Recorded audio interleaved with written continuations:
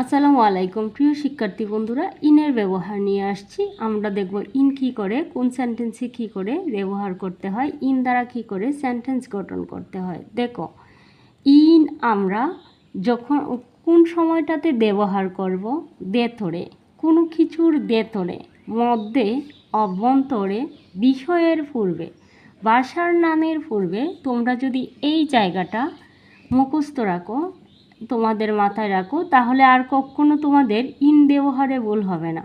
ভাষার নামের পূর্বে মহাদেশ, দেশ, সীমান্তযুক্ত এলাকা ইত্যাদি নির্দেশ করতে আমরা কি ব্যবহার করব? ইন ব্যবহার করব।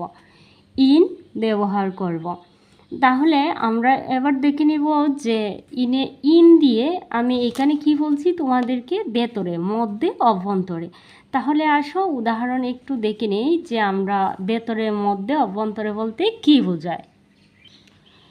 কি বলছিলাম? ভেতরে, মধ্যে, অভ্যন্তরে। তাহলে তুমি যদি বলো যে আমি পার্কে আছি, তাহলে তুমি কোথায় থাকবা? পার্কের মধ্যে থাকবা। তাহলে আমি কোথায় আছি? পার্কের মধ্যে আছি। তাহলে আমি কি বলবো? I am. আর পার্কটা হচ্ছে কি? The park. তাহলে I am in the park. I am in the park. আমি পার্কের ভেতরে আছি, আমি পার্কে আছি, অথবা আমি পার্কের মধ্যে আছি। তাহলে I am in the park.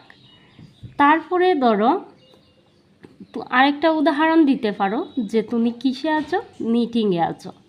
তাহলে I am in the meeting. I am in the meeting. তাহলে তুমি মিটিংয়ে না, তাহলে তুমি ঘরে আছো, তাহলে কি বলবা? I am in the house. I am in the house. অন্য কোথাও থাকলা, তাহলে তুমি বলো যে তুমি মার্কেটে আছো। তাহলে I am in the market.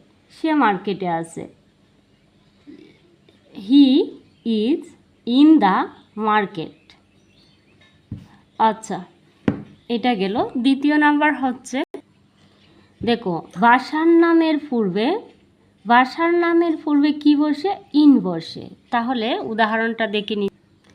কি বলছি? যে ভাষার নামের পূর্বে ইন বসে। তাহলে সে ইংরেজিতে দুর্বল। সে ইংরেজিতে দুর্বল। He is weak in English. দুর্বল ইংরেজি কি? উইক। তাহলে ইন ইংলিশ আমরা সাধারণত সাবজেক্টের আগেই ইনটা ব্যবহার করব। ঠিক আছে? In English. তাহলে সে ইংরেজিতে দুর্বল। আরেকটি উদাহরণ দিতে পারি। দেখো, আমরা বলি I can speak in English. I can speak in English. তাহলে আমি ইংরেজিতে কথা বলতে পারি, আমি ইংরেজি বলতে পারি। তাহলে আই ক্যান, আমি পারি, স্পিক বলতে, ইন ইংলিশ। ইন ইংলিশ আমি ইংরেজিতে কথা বলতে পারি।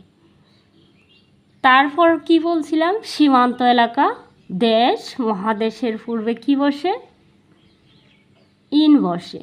তাহলে তুমি যদি বলো আমি বাস করি বাংলাদেশে, তাহলে কি বলো? আমরা বলবো I live in Bangladesh. I live in Bangladesh. আমি আশা করি তোমরা ইনের ব্যবহারটা ক্লিয়ার হয়েছ। আর যদি কারো কোনো প্রবলেম থাকে তাহলে অবশ্যই কমেন্ট করে জানাবা। এই পর্যন্তই। আল্লাহ হাফেজ।